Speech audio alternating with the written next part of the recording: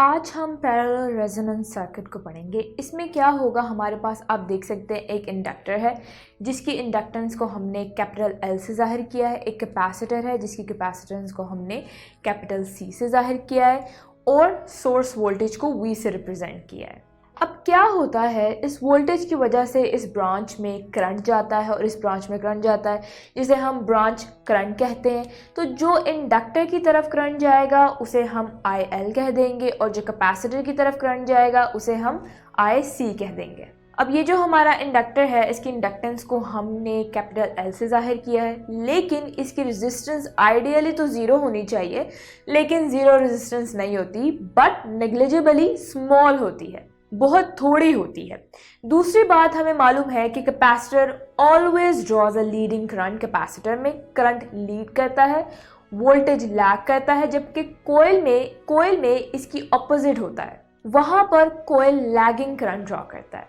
तो रेजोनेंस पर क्या होगा, हम रेजोनेंस फ्रिक्वेंसी को ओमेगा नॉट कह देते हैं। इस फ्रिक्वेंसी पर जो इंडक्टिव रिएक्टेंस है यानी XL वो कैपेसिटिव रिएक्टेंस यानी XC के इक्वल हो जाती है, और जो ब्रांच करंट है वो ऑपोजिट है एंड इक्वल है, जिसकी वजह से वो एक दूसरे को कैंसिल आउट कर देते हैं।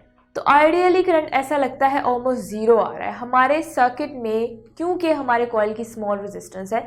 तो इन रियलिटी करंट ज़ीरो नहीं बल्कि मिनिमम होता है। अब इसी तरह हम इस पैरेलल रेजोनेंस सर्किट की प्रॉपर्टीज़ को स्टडी करेंगे। तो हम देख सकते हैं कि जो रेजोनेंस फ्रीक्वेंसी का फॉर्मूला हम एग्जैक्टली सेम स्टेप्स पर डिराइव करेंगे, तो वो बनेगा FR is equals to 1/2 pi square root of LC।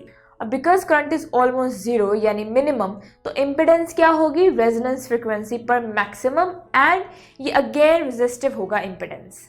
और मैक्सिमम इम्पिडेंस की वजह से आप देख सकते हैं कि जो हमारा जो करंट है ऑलमोस्ट ज़ीरो है, तो अगर हम फ्रीक्वेंसी बढ़ाएं तो करंट बढ़ता है, और अगर हम फ्रीक्वेंसी कम करें तो भी करंट बढ़ता है। तो मिनिमम वैल्यू वो हमारी रेजोनेंस फ्रीक्वेंसी को हाई करने से मिलती है। एंड अगेन ये जो करंट है हमारे वोल्टेज के साथ इन फेज होगा, और इन फेज वोल्टेज का मतलब है V और I के दरमियान में एंगल ज़ीरो होगा। और हमने कहा था पावर फैक्टर cos थीटा होता है, तो cos 0 इज 1, तो पावर फैक्टर इज 1। सिमिलरली जिस तरह पहले हमने पिछले सर्किट में कहा था, सीरीज सर्किट में जो वोल्टेज है वो may be larger than the source है। इस केस में बिकॉज करंट कैंसल आउट हो रहा है, तो वी कैन से जो ब्रांच करंट्स है यानी IC may be larger than the source current, जिसको हमने IS से रिप्रेजेंट किया है। तो ये था हमारा टॉपिक। आई होप आपको अच्छे से समझ आया हो। अगर ये लेक्चर आप कंप्लीटली देखना चाहते हैं और इसके साथ साथ बेशुमार MCQs, उनके आंसर्स और एक्सप्लेनेशंस भी हासिल करना चाहते हैं, एंड दैट ऑल फ्री, तो अभी गूगल प्ले स्टोर पे जाइए एंड लिखिए हिप्पो ई लर्निंग प्रोग्राम। हमारी ऐप डाउनलोड कीजिए, ना सिर्फ इसे खुद यूज़ कीजिए बल्कि अपने दोस्त एंड क्लास फेलोज़ को भी रेकमेंड कीजिए।